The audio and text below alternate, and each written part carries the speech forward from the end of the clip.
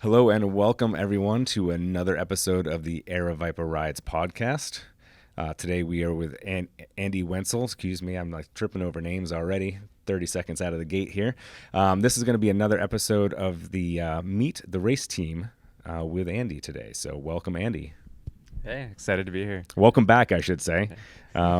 Joked about this a few minutes ago, but this is actually our second attempt at this podcast. Had some technical glitches and decided that we would just start all over from scratch. So while this is a Meet the Race Team for all of you listening and watching, I've probably heard some of it if I ask the same questions, and they're not pre-recorded or anything. So we'll see. It could be a completely different conversation than last time, which ought to be fun too. Yeah, we'll find out. All right. Well, welcome again. Thank you. So I guess we'll just start with the basics. Let everyone know kind of who you are, quick background, and maybe what got you into mountain biking in the first place. Yeah, I guess Andy Wentzel. I've been out in the Phoenix metro area for 10 years next month. Wow, okay. There we go. Happy anniversary. Yeah. 10's a big one, right? It is.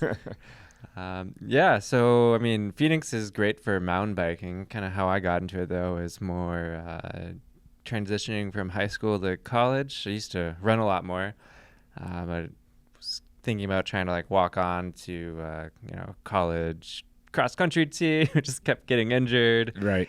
And just kind of picked up cycling on the side as something that wasn't getting injured could still get some fitness in, and started really enjoying it. And then that kind of brought me back to my days. I grew up in Colorado, I was at first grade through freshman year of high school. And so back then we'd ride to school every day, or it was in Eagle, Colorado was a great place to be. Sure. Could ride around town, mountain bike trails near us. So I dabbled a little bit when I was young, not too much. Very nice. But it basically became the cycling what I have now, just from getting injured from running a lot, and then enjoying biking, and then just doing it on my own, and then starting to do some group rides when I was in South Carolina at the time, and just kind of vibing with that, and really diving deep into cycling. Once I got into college, I went to Virginia Tech, and then did the cycling club team there. Okay. Which, if you go to I think most universities have them of decent size. They got it's a not varsity, it's like club team, Sure. But you still travel, and as part of with USA Cycling, you get to go compete against other schools. So Virginia Tech was in the ACCC. Okay. There's an extra C in there. Yeah. And that was Virginia, North Carolina, West Virginia, DC area. So you had to go travel around all that area, and it's make good friends with your teammates, and then you got to go travel to other schools and become friends with those riders. So it's kind of really fun experience to see a whole bunch of different trails, try racing in different areas. We'd have big mountains in West Virginia or North Carolina, where especially on the eastern side there's no mountains, so it's cool to see the different trails. And so it's really kind of how I got into mountain biking recently before I moved out here. And then since I've been living in Phoenix, we just have so many trails to absolutely go check out all the time. Right. Would you say that as a club team, you personally, were you pretty competitive at the time? I know you're pretty competitive now, just in the short time that I've gotten to know you as a team member and been with us. But were you? Was it more the leisurely? I mean, you said you got into it because it kept you from being injured from the running thing. So I can see it as being a casual start anyway. When did that turn the corner where it became really I'm good at this and I can maybe I can actually place, or I can podium? Yeah, I've always been kind of a competitive person. So, always trying my best in what we're doing. How the collegiate works is there's different letters. There's A, B, and C. So the really fast guys are A's, and you go to B and go to C. So starting out was in C's. It was competitive for that, and for the road racing was pretty fun. Even though I tend more mountain biking, you got the whole team dynamics you kind of see in the big Tour de France. Sure. So my first year racing there, I was the points leader for the men's C, and there was me and another guy from Appalachian State, the other ASU, not the local one. Gotcha. That him and I were really close the whole season, so it was really fun kind of battling between. And it came down to the very last sprint in the last race of the season to who got the points omni. I'm I barely had him. Right. That was fun. And then just over the years, moved up a little bit. It's always stronger mountain biker than a road biker. Okay. So like my senior year of college, I was racing A's and like top 4 or 5 in our conference, and went to nationals, which is pretty open. I mean, as long as you're like top 10, 28 rider in your conference, you can go there. Okay. So yeah, went out to Angel Fire, New Mexico for nationals senior year of college, and I was like 20th or something in the cross country. I was happy with that. I mean, there's a large variety of competition. You got guys that were racing like junior World Cup races. I had nothing against them, but no, it's fun. It's kind of be competitive as you want for the different classes. So, very cool. Yeah. So you've been out here about 10 years, you said. Yeah. What's your favorite local destination for trails? I'm gonna have to say Papago, but I'm just biased because I live right next to it and have for a while. I think Papago's underrated, probably. If you go there, it's like a spider web of trails, but once you get to know it, you can easily put together some fun loops. Yep. You'll have to help me out because I've been there certainly a few times, and I think I've probably pretty much stuck to the named bigger trails. But as you said, there's a spider web. Are they making any effort to deter people from using the social trails, or do they kind of let you all go as needed? Yeah, that's a good question. I'm not sure. Okay. Papago's like split up into the Phoenix and the Tempe side. Sure. I think maybe Phoenix side, you see rangers out there occasionally. Tempe side, we never see anyone. I mean, I don't know who's building the trails. All of a sudden, you're just riding out there, and you're like, oh, why is that there now? But I mean, some of the trails are awesome. Definitely, I think there's getting too many new ones built, unfortunately. But too many is a bad thing in this case. Yeah. Well, like if you haven't been to Papago, it's a fairly small area, say narrow. Okay. And so if you already have like 2 trails that parallel each other that are, I don't know, 200 feet apart, and someone's trying to add something wiggly between, it's tough. I get you. I get you now. Sure. I guess I had to visualize it there for a second. I haven't been there in a bit, but Papago was fun the first few times that I've been there. So it's definitely a good ride. I mean, all the ride. The one thing I think of when I think of Papago though is exposure. And granted, you're in the desert, right? No matter where we go, we're exposed. But for some reason, I guess the lack of mountain features around, like a regional park or a South Mountain, or even going up to Hawes. Excuse me, not Hawes, but I'm drawing a complete blank here. Browns Ranch. That's what I'm trying. Okay. There's some mountains, some hills there. At least there's a lot of brush there. But when I think of Papago, I think of almost kind of bare earth because it seems to be like very like scraped down. Not that it deters. The riding there is actually really good. And like you said, I think it is underrated because it's kind of stuck in the middle, and everyone goes out. Everyone goes west side. They go east side. They go Browns Ranch or whatever. When they do have several dozen acres right there in town that are pretty close that most of us could probably ride our bikes to on the road or a canal to get there. So yeah, not a bad place to go at all. What made you look at the racing team and want to apply? What drove you to this? Yeah, so I mean, I've also still run quite a bit. Okay. I mean, not as much as I ride, but these days. But I've known about Aravaipa for a while and have actually many friends who are on the Aravaipa Running Racing Team. Gotcha, sure. And so I've done for years off and on Aravaipa's Monday night Somo group runs or the Wednesday ones that kind of rotate throughout the valley here. And then, I saw they're opening up a cycling team as kind of Aravaipa Rides was, doing well, putting on more races. Right. And I was like, hey, that seems fun. So I like the community aspect of the running group runs and kind of seeing how my friends in the running racing team have really enjoyed just the community aspect, family kind of feeling of the race team. That'd be fun to apply for the check it out rides team. Just on a whim. That's cool. We need people who want to be like, and I'm not saying you're not a hardcore racer, but because I've seen your face and your determination when you're out there. So if there's anything you're a hardcore racer, but you're just doing it for the community and the fun part of it. The kind of joined us on a whim. That's a pretty neat thing too.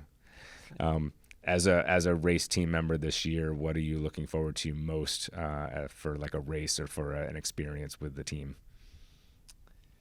That's a great question. Just being able to, make it easier for me to get to all the Aravaipa Rides races. I mean, it's June now, so we've had 2 of them so far in this series. And everyone that's out there just loves being there. They talk about how Aravaipa does a great job doing the races. Everyone's stoked to be there. It's just kind of a fun atmosphere, and looking forward to just one on Sunday. Yeah, yeah. Flagstaff. This will drop after the Big Woody race on Sunday, but then your next race is Big Woody up in Flagstaff. Have you ridden that loop yet? Have you had any chance to pre-ride, or have you ridden it in the past? I've done some of the trails that it's using, but I haven't been on everything that the loop goes on. Gotcha. Yeah. It's a fun loop. It gives you a little bit of everything. There's some really good flow. There's some really chunky rocks out there. I think that's Flagstaff though. It's just it was really kind of chunky rocks. We went up this past weekend and it was a beautiful morning. We met at like 9 a.m. It was the temperature was just hitting that perfect time. We got about 10 or 12 miles in. We were almost done and it just started pouring on us. So hopefully you get better weather on Sunday. But it was kind of nice, and at first it was all right because you don't see a whole lot of rain down here, at least not in this time of year. So it's nice to be able to feel that. And then it got colder, and then lightning started, and it wasn't letting up. And we had about 2 miles or so to go. We're like, this is not ending up the way we wanted to. But I do wish you the best. I'm not going to make that race this weekend, but I know it's going to be a good one. We've got a good field. All the categories have a really good representation out there of riders, racers, and such. So it'll definitely be a fun time. Definitely. And you're in the category, you're doing the 6 hour? Yep, staying with the 6 hour trend. Very for now. nice. Yeah, stay with it, right? If it works, don't fix it. Exactly. Let's talk about the 2 races that you came out and did earlier this year. So that was the Insomniac, the first half of the Insomniac. Sinister was at Santan. Again, 6 hour solo. That was your first time. No, you had been at that race before, had you not? I had done the very inaugural Aravaipa Rides. Yep. Sinister. It was like 2019. I think it was 19. Yep. Yeah. Did that one out there. So coming back after a couple years off, was it everything that you remembered from the first time around? Yeah, bigger crowd, so that was nice. Yeah. More people out there, but the loop was still the same Santan loop. I remembered it quite well. That's the unfortunate part of that park is not a lot of option in trails, especially if you're putting together a loop course or something like that. You want that, you want to have it. But another good loop, I think. It's another fun. It's shorter. It's a shorter loop for most of our Insomniac races. But it kind of gives you a little bit of everything too. You have that climb to start off with before you get to do a little bit of the fun downhill. Yeah, some nice variety in there. Yeah, exactly. All right, up next we had Adrenaline over at McDowell, and that was a 6 hour. Had you done that race before, or that was your first one? First time doing that one, yeah. Okay, and what'd you think?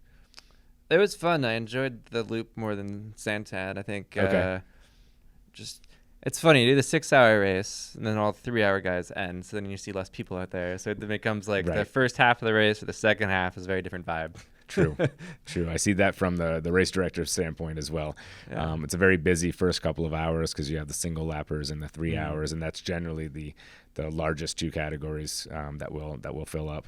And then once the 3 hours leave, or I should say finish, because some of them will hang out, some of them take off, whatnot. But then it's the 6 hour, and for maybe it's the night races, maybe it's the heat still going on. It's still pretty warm at night. 6 hour doesn't fill up quite as much for these. Certainly did more so than the 12 when we had the 12 hour. But I get it. It does. It quiets down. Obviously, from my standpoint, I see fewer people come through. You're coming through more sporadically and stuff like that. The good news the good part for me is that I had the time to catch who's coming. Usually your lights blind you for a little bit, but I can usually get, I should say they blind me. But I can I have more time to pick one person out versus 3 coming in at the same time and figure out possibly who it is, and then I actually can chant for Andy coming through versus go rider. So I can get a little personalized there. So that was Escondido, Pemberton, and Shalmo. What's out of the 3? What do you think was your favorite section? Probably Escondido. Yeah. It's got a lot of twists and turns. So it's kind of like when you're an hour 3, 4, it's still dark out and starting to feel tired. It's nice that it keeps you on your toes a little more. Keeps you attentive and entertained. And I enjoyed it. I mean, there's some sharp turns there that if you haven't ridden it, especially at night, they're hard to see. You're like, oh no, slam on the brakes. Okay, quick turn, but It's I don't know, kind of pretty flowy too. It's some nice little ups and downs. It keeps wiggling around. Yep. So it's, Yeah. I think some of those turns will get you during the day too if you're not Yeah. quite paying. I mean, if you're only half paying attention, there's a couple of them that are pretty sharper than others. Yeah, I agreed. It's a good. I think they did a good job when they built that trail, because it has a little bit. That trail itself, just I mean, I wouldn't say a little bit of everything, but it is. It's got a little bit of flowy stuff, some ups and downs, and then some turns that'll keep you back and forth. Some nice gradient right along the edge there of the mountain, or it's not a mountain, but the hill that you kind of go around. Yeah. It's not quite mountainous right where it is yet. Awesome. And then Big Woody coming up next. Did you register? Have you registered for the other two later, Insomniac? Not Or yet. I'll just, be at the July one. Okay. August, I'll be out of the country. Gotcha. Very nice. Well, so we'll transition to some of that, because this is the stuff that I remember from the last conversation that didn't make it on air. You have a pretty cool, not only the running, I guess you do a little bit of running too, but you have a pretty cool other sport that you're into, other interests. So tell us about the adventure racing. Yeah, so I've been, the last 5-6 years really kind of got into adventure racing, which adventure racing probably a lot of people don't know about. If you've heard of like Eco Challenge, or like I think Amazon Prime had one of the races aired a few years ago during COVID. It was called like the world's toughest race. So that's kind of an example if you want to go watch. But really, adventure racing is a multi-sport navigation race. You're given a topo map with little circles on it. You basically got to go navigate yourself to. Like none of the course is marked. Right. So you're going all off land and compass navigation. But usually there's some aspect of mountain biking. It'll be on like Forest Service roads or single track, trekking, like running on your foot. Right. And so that can be a combination being on a trail and a lot of just off trail, depending where you are. And then usually there's a watercraft aspect in there with paddling, whether it be like on a canoe, a kayak, or pretty popular these days is pack rafts, a little inflatable boat you got to carry with you. Oh, no kidding. And then sometimes, depending on the longer races or where they are, they'll add a rope section in too. So you could have to go rappel somewhere, or if the race director's mean, you got to climb up the rope. So in races, there's a big variety. Yeah. You can do anywhere from a sprint race, which is like a 4 to 6 hour, all the way up to multi-day, the expedition length races, which can be anywhere from 3 to 10 days. And as you do this, you're doing it as a team. Right. So it's not just solo. Typically teams of 4.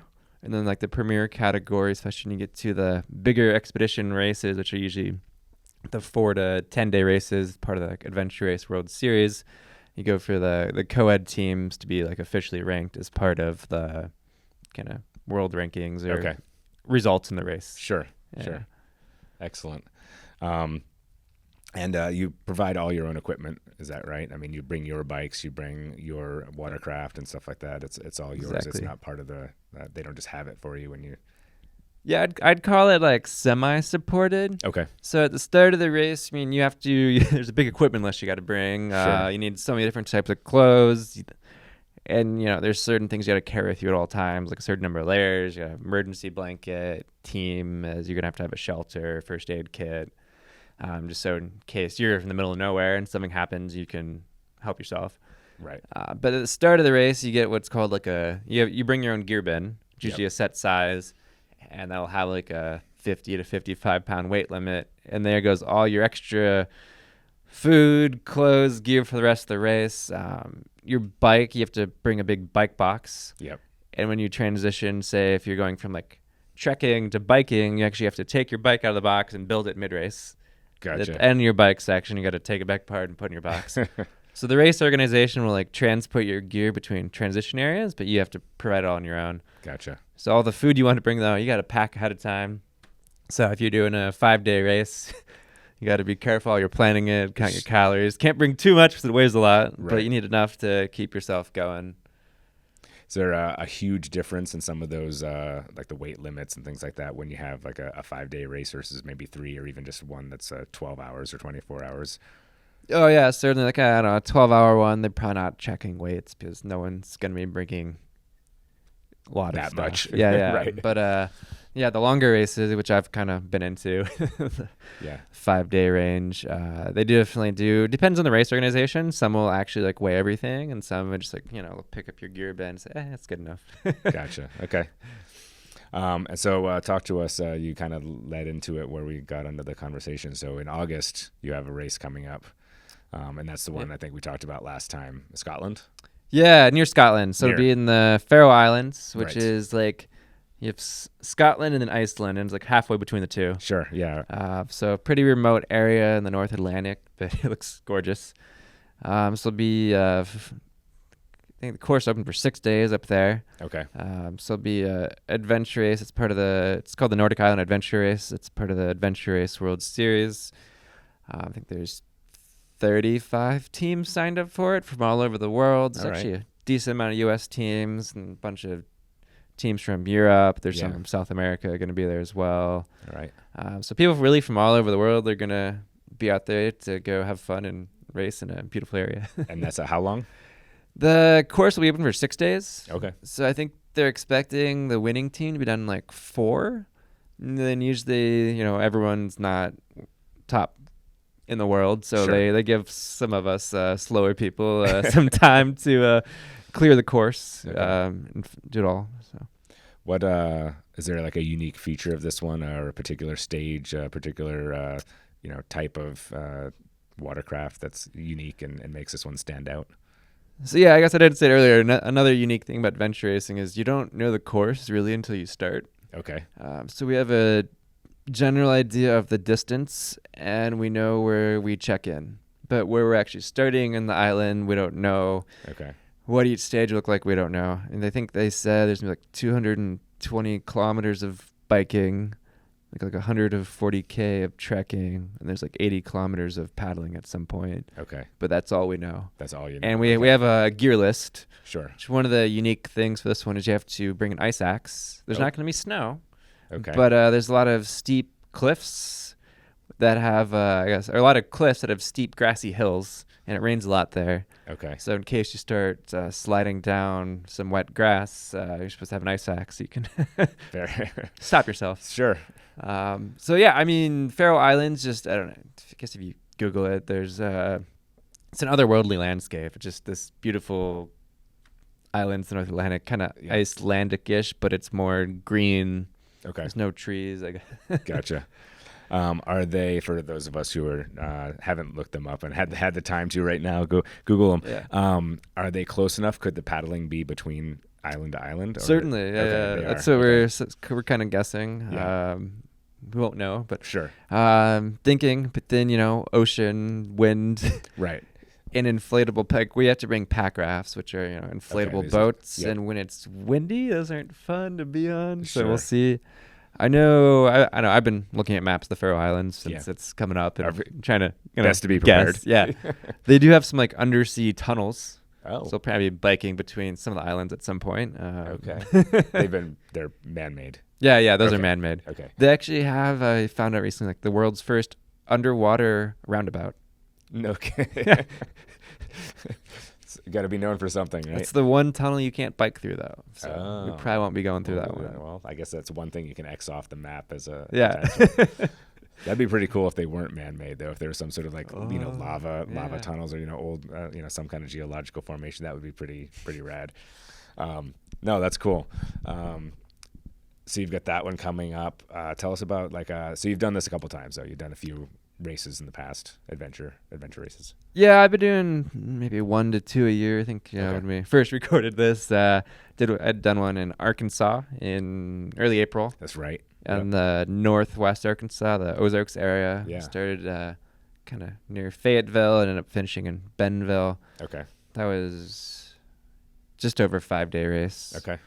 That was amazing. I'd never been to Ozarks before. Yeah. And so I've always heard great things about Bentonville and mountain biking. And yes. I've been wanting to go ride there for years. So once they announced they were doing a race there, we got our team together, and I was like, all right, we got to go do this. Nice. And so Ozarks were steeper than expected. Yeah. Mountains may not be tall, but they're steep. Okay. I'll have to. I haven't been there either, so I'll take your word for it. I'll have to get out there. But I've heard the same about Bentonville. Great riding out there. I know there's a race or two out there. I'm sure there's a few actually that are based in there. But that's awesome. Same team that's going to the islands, or do you have a different? It might be completely different. Really? There might be 2 of us that are the same of the 4, but other than that, Faros, we're still working on our last teammate, so we haven't Gotcha. close than that. Got some time, but yeah, at least the team I raced with in Arkansas, raced with. We kind of have a group that we kind of pull from. Yeah. To go to the races. One of the hardest things in adventure racing is really, the classic saying in adventure racing is the hardest thing is getting your team and all your gear to the starting line. Okay. So at least, yeah, the guys and gal I raced with in Arkansas, mostly 2 from Northern California, and then Ashley was from like British Columbia. Nice. Yeah, I can imagine. I mean, team makeups are going to be different. Sometimes it's 4 a person, sometimes 2, where I'm sure there's all different variations. I'm sure with a race like that too, there's other schedules to worry about, right? I mean, Ashley, I think as you just mentioned, she may not be able to work, not work. Work might be calling, she might not be able to get off of work is what I'm trying to say. So you need to have like that extra, 6 or 8 people that you can say, call, Ashley can't make it. We need to call Ben or that, that kind of thing. So I guess, that makes sense to have a large group that you can pool from. And if you all want to go, then you do 2 teams, I suppose, or right? You could. And if no one can go, then you have to go outside and find someone outside the group, right? Yeah, because just doing the race is Facebook's. Yeah, exactly. Yeah, there's adventure racing discussion group and teammate finder group on Facebook people use globally. But yeah, I mean, it's a big time commitment. You got a 5-day race plus travel on both ends and then training. So does it match up with your schedule? Right. Like the 2 guys on our team, Arkansas, they're both teachers. Okay. And it happened to both be their spring breaks. So worked out perfectly. Yeah. Yep. 1 week, earlier or later, though, it would have been a completely different story. Yeah, whole different team. Yeah, and teammates are an interesting thing because, really, you only move faster if you work better as a team. Sure. At least adventure racing, if you're everyone, if you go do a multi-day, you're going to have your high moments, your low moments. Yeah. And so if you have teammates that are, in their low moment, you try to help each other out. So someone might be struggling on the trekking section. You'll take their backpack or wait from them. Or on the bike section, we'll actually have little dog leash almost hooked up to back of your saddle, and you can help tow people along. So if someone's not as good climbing, and you got a strong rider, you can kind of help get them up the hill quicker. So it's a lot of it's interesting. It's teamwork is critical, and definitely it's a sport that favors experience. Sure. The better you can work as a team, the better you're going to do. Okay. I mean, if you got 4 Olympic athletes, sure, they'll do great. But if they've never done an adventure race or meshed well, or if they don't mesh as a team, sure, they're not going to be up on the podium. Right.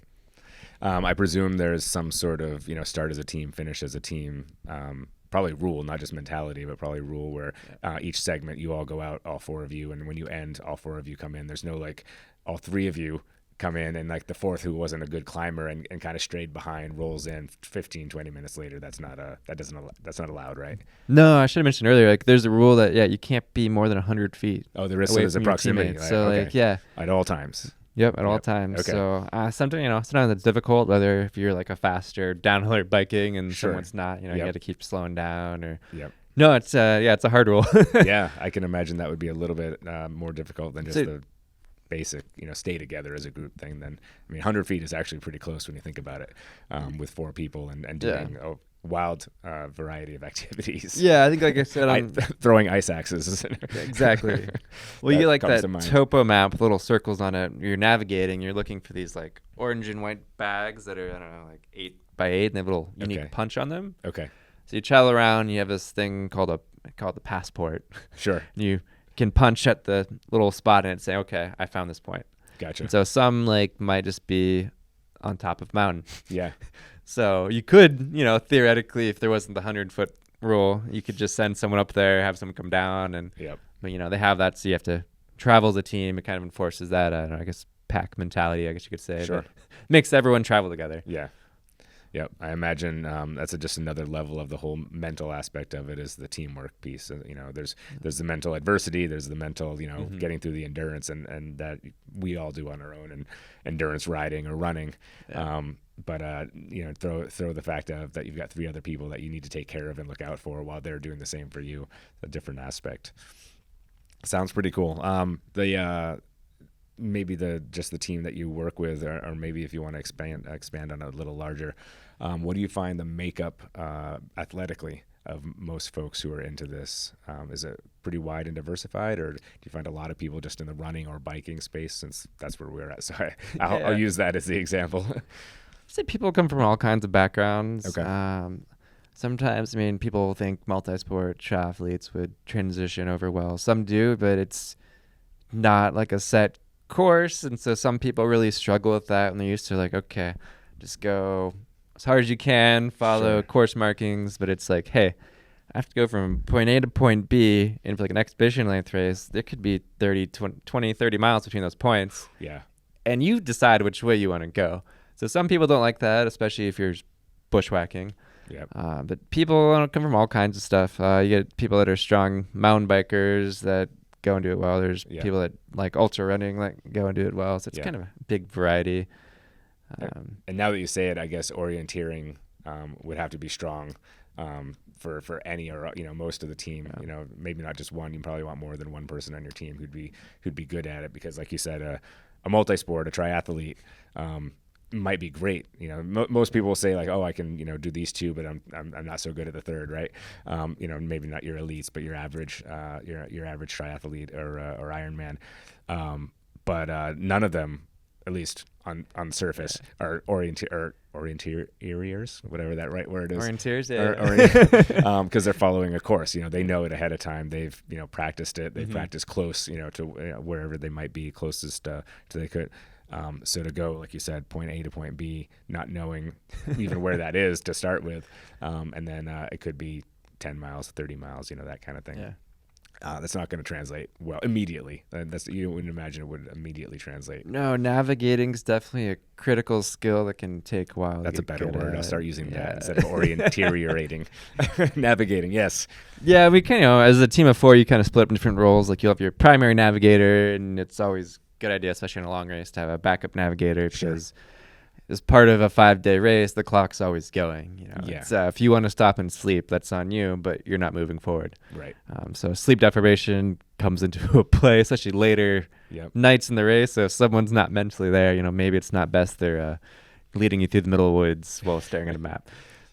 But I mean, we'll have like a primary navigator, backup navigator. Usually there's someone that's kind of the team captain, stoke generator. Sure. Yep. You know, then someone gear mule. I don't know. It depends on kind of the team makeup and kind of how you want to assign things. But everyone kind of gets their own little role, but it's also fluid.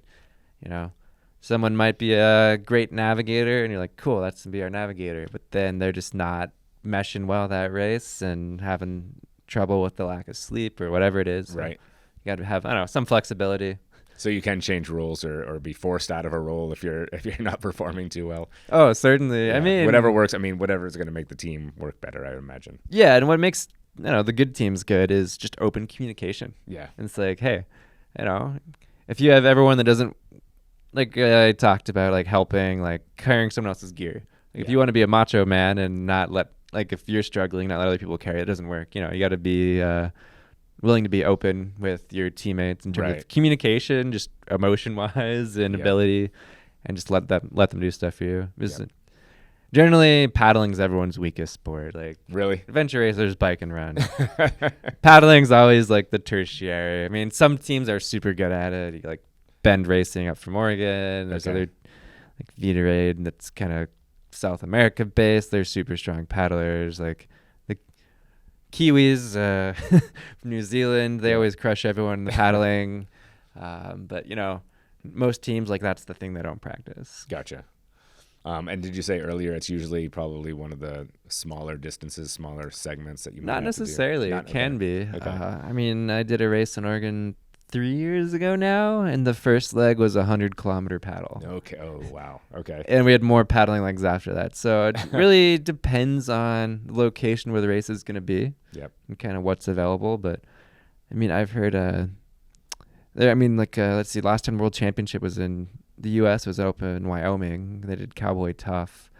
I think they had almost a 30-hour flat water paddling section with canoes. Okay. And everyone hated it. But Yeah. I mean, it really just depends on the race and where you are. If you're near water, you might have a lot more paddling. Yeah. If you're going to do a race where there's no water, there's obviously no paddling. So it really, it depends on what the race director wants to show you and what's in the area. Do they do this like a same or similar course year after year? Or do they like to change it up on you and go in like a completely, it might be called the same event, XYZ Adventure Race, but are they, sending you completely in a different direction and up a mountain or down a mountain completely differently than last year? Or do they tend to keep Generally, they're all different. Yeah. So, if you want to do the same event for 10 years in a row, you're not going to do the same course. You're going to do twice. 10 different events. You might start in similar areas, but they'll have Sure. you maybe I guess if you're starting same state park or wilderness area, Sure. maybe the map's the same, but the points will be different. So how you navigate them will be different. But generally, it's all mixed up. Okay. So that's the hard thing about being a race director for an adventure race would be you can't just hey, I'm going to go use the same blueprint. You got to every come year's up with different. a new event every year. Yeah. Might be kind of the fun thing too, but I don't know. You could. I can't imagine you can have all that many events on your calendar if you have to come up with a new one for each one every year. Yeah. It's a lot of work. No, that's cool. And you said you've been doing this 3, 4, 5 years?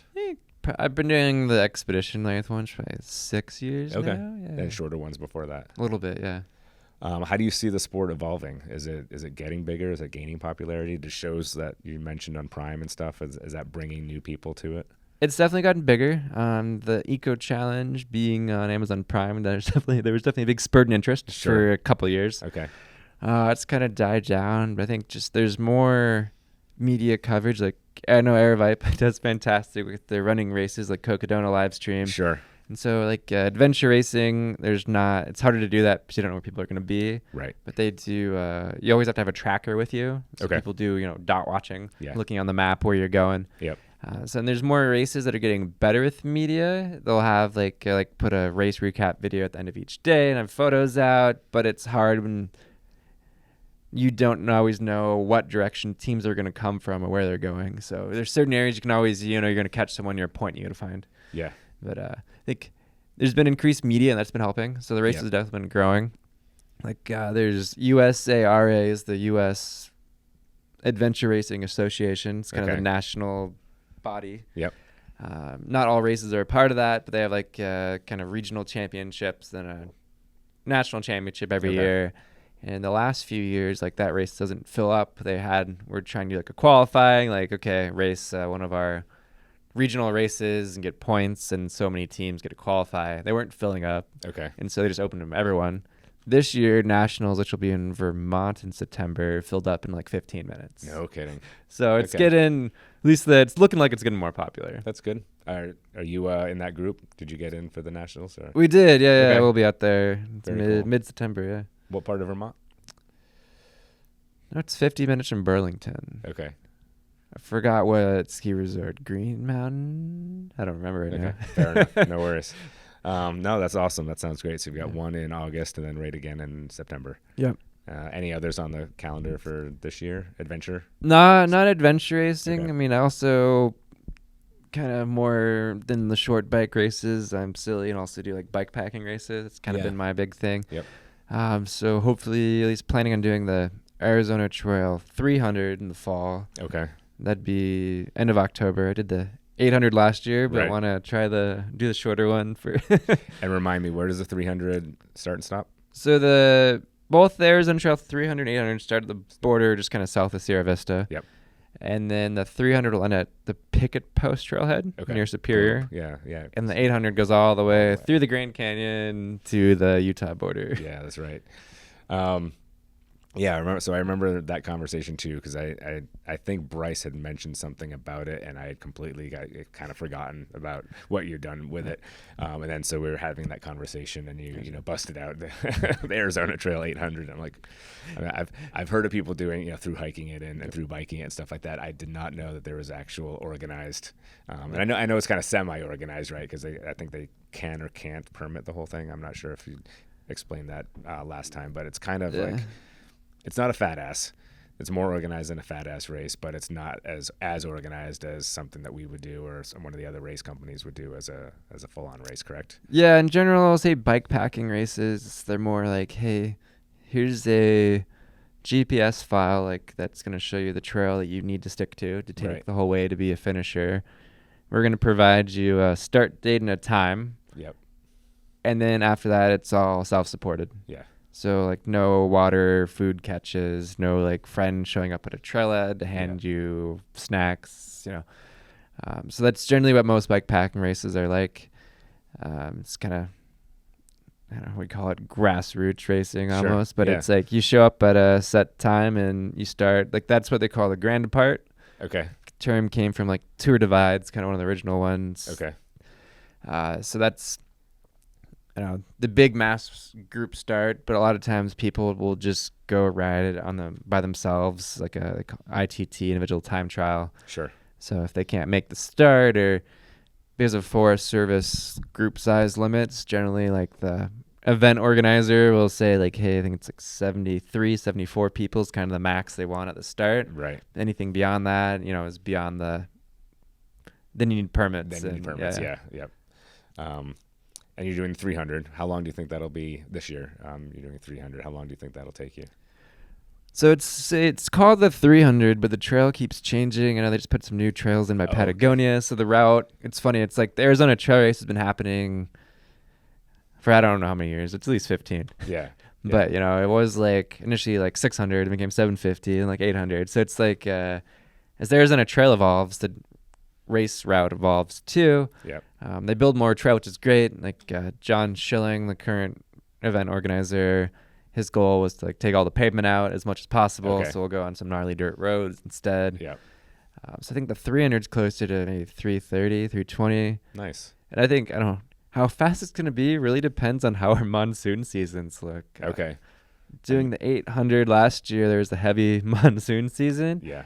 And everything south of Tucson was just heinous. Okay. Like going through if you know the trail at all, like Kentucky Camp area, it's like just north of Patagonia, Arizona. Like the grass was just like chest high. So you're just riding through, and at night your light's reflecting off the grass back in your eyes, and you can't see the trail really. Yeah.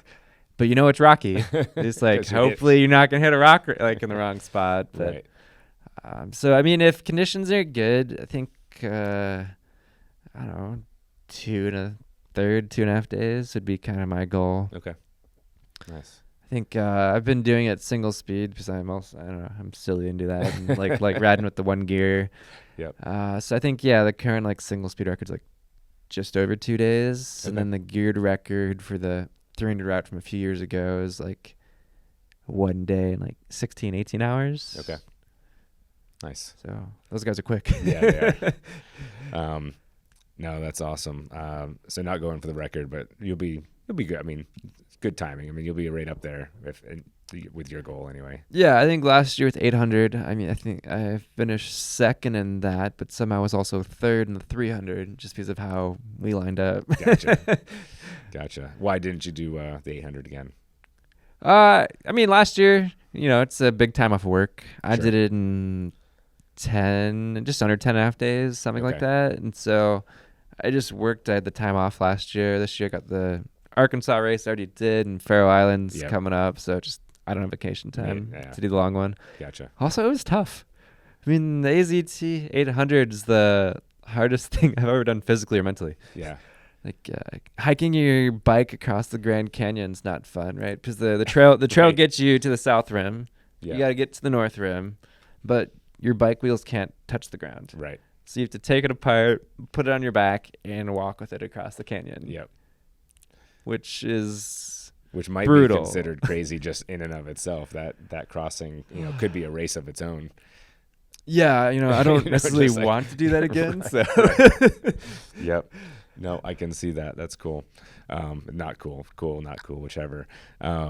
Yeah, it'd be a tough sell, I think, to a lot of people. Does it get a good crowd? I mean, do a lot of people go for the 800, go for that kind of torture? the 300 is definitely more popular. Okay. I mean, it's shorter, and then it's easier to do. Sure. It's still 300 is still not like no joke. I mean, you start south, you got to go over Mount Lemmon, which is also just a brutal section, especially you get the top of Mount Lemmon. You're like, yay, downhill. But then you have Oracle Ridge. Right.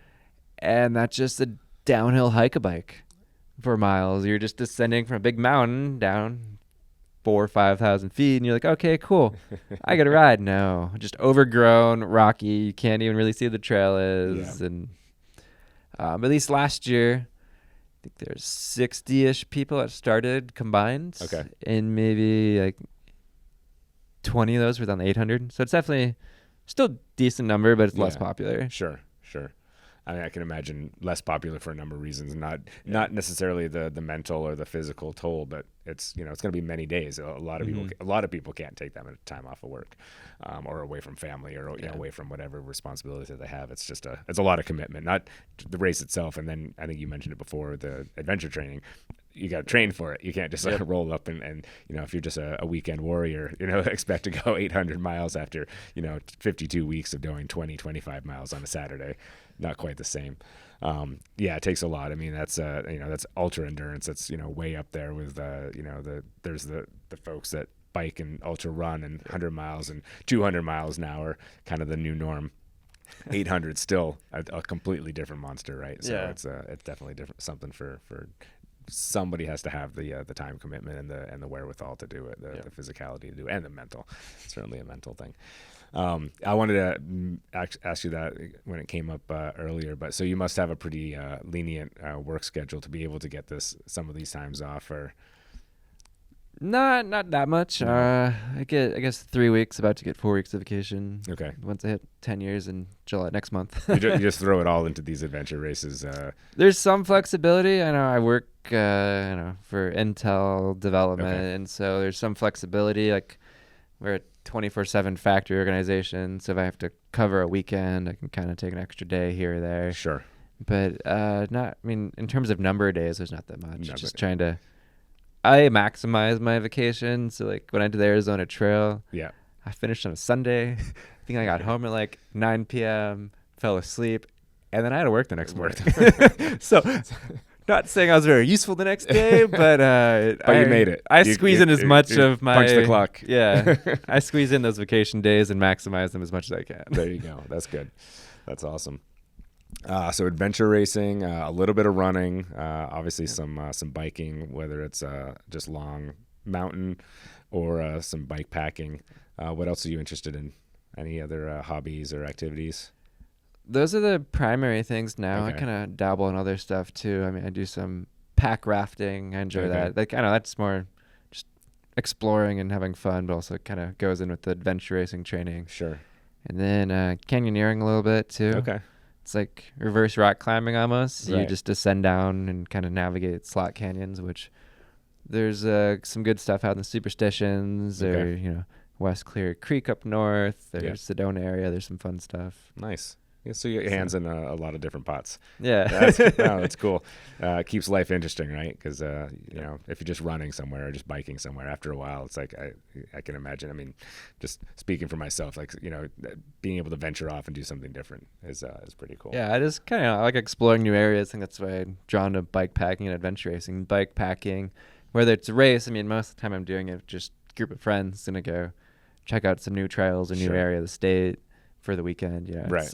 It's cool just seeing new things and going far under your own human power. Right. I was gonna say just leaving the car behind and going out. Right. Yeah, I know. I love just being able to disconnect too. I mean, as much as internet and social media is great, it's nice to be able to go a weekend and phone goes on airplane mode or it's off. You're just hanging out with a few friends, riding around and camping, and can't beat that. What other? So I presume the bike packing bike is different than say your single speed that you race on. Nope. No, it's the same. Same bike. All the way through. Yeah. And it's the same one that I saw at the 6-hour races that you come out to, or do you have others? Yeah, that's the same bike. Unfortunately, I have gears on it right now. Okay. I added those through the adventure race I did in April, and I've actually been missing only having one gear. Yeah.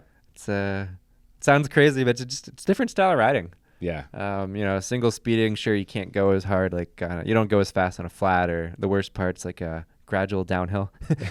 You're just spinning. Yep. But I don't know. There's something about just having one gear, no choices, and you start going up a hill. You just have to go fast. Just go. But yeah, I've yet to try it, so I don't know the freedom, the fun of it, but it has its allure. I see all the people out there on single speeds, and I'm like, maybe one of these days I'll either buy one specifically for single speed, or just switch it over like you're doing. All right, so canyoneering, biking, a little running, the adventure racing, which kind of throws it all in together into one, which I think you've kind of figured that part out. And just going out with friends and bike packing. What else does the world need to know about Andy? Oof, I don't know. Have we covered it all? I'm not sure. No. I was going to ask when we were talking about the adventure, is there anything local? So you've talked about going to Arkansas. Mm-hmm. I'm going to forget the Fallow Islands. Faroes. Faroe. Yeah, I was close. Man, I might be saying it wrong too. I don't know. And I know, I think offline you told me about some others, or maybe the other last conversation you told me about some other places. But locally, is there, anything Arizona or like somewhere, Nevada, New Mexico, adventure races that people who might be local and listening can check out? Yeah, there's really one organization in Arizona that does anything related to that now, or at least adventure racing, the Greater Phoenix Orienteering Club. Okay.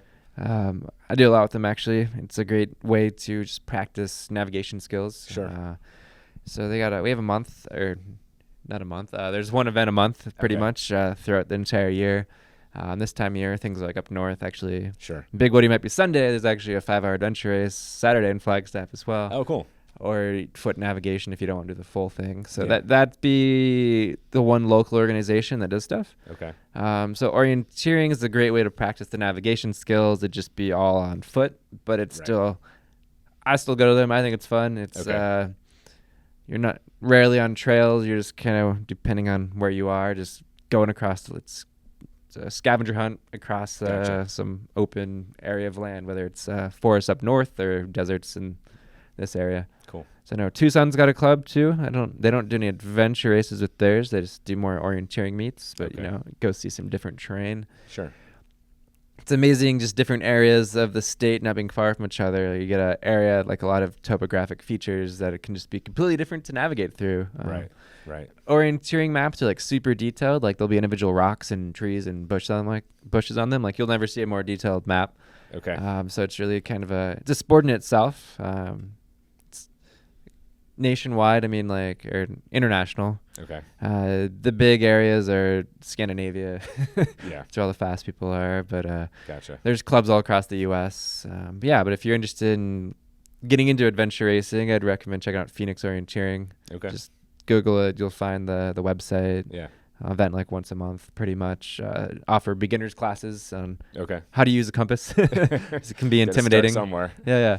A lot of stuff out here is, I'd call it more land navigation, just reading topographic lines. Like there's a mountain. Okay, here's where to go. So here's where I'm going. But they also give you skills on how to use a compass, which is just, I think, a good skill to have. There's some permanent orienteering courses scattered throughout the valley. Okay. So if you learn the skills from a Phoenix orienteering event, you can go play around. There's North Mountain's got one, Papago's got one. There's a handful of other places that have permanent orienteering courses. You can just kind of go practice your skills. That's cool. Yeah. Very cool. All right. Well, I think we've said it all. We've said quite a bit. Man, there's a lot going on with you. That's for sure. Do you take any time to just relax and I get watch some time off too. Watch a little TV or something like that? I get antsy. I have to. I don't know. Yeah. I get restless just sitting around. Yeah, I hear you. Cool. Hey, well, thank you for coming out a second time. Hopefully we get everything right this time. No technical glitches. We can drop this for the world to listen to. But thank you for coming out. Thanks for being on the team. Any goals? I should ask, I guess, this before we go. Any goals or aspirations, team-specific races, or what you'd like to do this year on the team or with the team? Yeah, just keep doing the Aravaipa Rides races, and hopefully I really want to start getting to the Monday night group rides at South Mountain some more. Yep. Those have been tough for me to get to, but I think should be able to go to some soon. Okay. So really kind of I just want to get more involved with those, and kind of, I think I said earlier, like the Aravaipa community with the running groups. So it'd be cool to see the Monday night group ride like become a big thing too, and just get like-minded folks out there and very cool hanging out and riding together. An ambassador for the sport. Yeah. Awesome. All right, Andy, thanks for coming out. He already mentioned it for me. I don't have to. We do Monday night group rides every Monday, South Mountain, Pima Mountain, Pima Trailhead, 6:30. Every I said rain or shine the last podcast, but sometimes with the rain we do cancel it. But essentially it's every Monday at 6:30. There's pretty much no, but keep tuned to social media. That's where we'll put out an emergency. Have to stop if there's any kind of weather that's going to keep us from out there. Yeah, we've got a couple more races coming up this summer. This will drop in a couple of weeks. I don't know the exact date, but we'll have the Stunner race at Usury Regional Park in July, and then Vertigo's out at White Tanks in August, and that will wrap up our summer night series with those two. We'll get into the winter series where we flip over to some daylight riding when it's still the same temperature actually, but it's daytime instead of 102 degrees during the night.